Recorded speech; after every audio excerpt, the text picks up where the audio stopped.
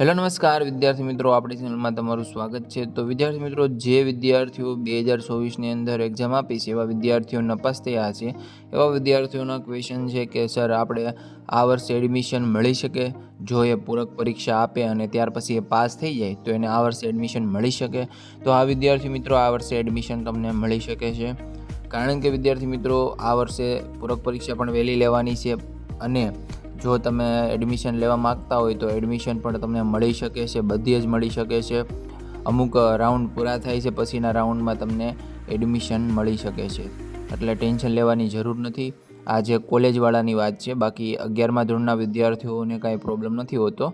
11મા ધોરણમાં offline admission મળતા હોય છે, એટલે જે 10મું ભણે છે એવા વિદ્યાર્થીઓને ટેન્શન નથી, એ પૂરક પરીક્ષા આપીને પાસ થઈ જશે અને એડમિશન તો એને મળી જ જવાનું છે। પરંતુ કોલેજવાળાના અમુક રાઉન્ડ હોય છે, તમને ખબર હશે કે ઓનલાઈન ફોર્મ ભરવાના હોય છે, ત્યાર પછી મેરિટ બહાર પડતું હોય છે, ત્યાર પછી બીજો રાઉન્ડ આવતો હોય છે, ત્રીજો રાઉન્ડ હોય છે, એવી રીતે હોય છે, પરંતુ એડમિશન તો મળી જ જાય છે, એટલે ટેન્શન લેવા જેવી કોઈ બાબત નથી। તમારે બધાને શું કરવાનું, જે વિષયમાં નાપાસ થયા છો એ વિષયની તૈયારી કરવાની શરૂ કરી દેવાની છે, કારણ કે તૈયારી કરશો ત્યારે પૂરક પરીક્ષામાં પાસ થશો, સારા એવા માર્ક્સે પાસ થશો અને પાસ થઈ ગયા પછી તમે એડમિશન પણ મેળવી શકશો।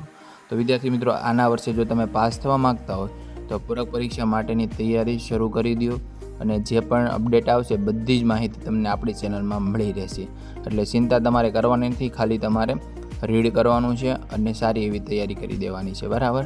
તો વિદ્યાર્થી મિત્રો, વિડીયો પસંદ આવે તો વિડીયોને લાઇક કરી દો, ચેનલને સબસ્ક્રાઈબ કરીને આપણી સાથે જોડાયેલ રહો। કોઈ પણ ક્વેશ્ચન હોય તો કોમેન્ટ કરો। જય હિન્દ, જય ભારત।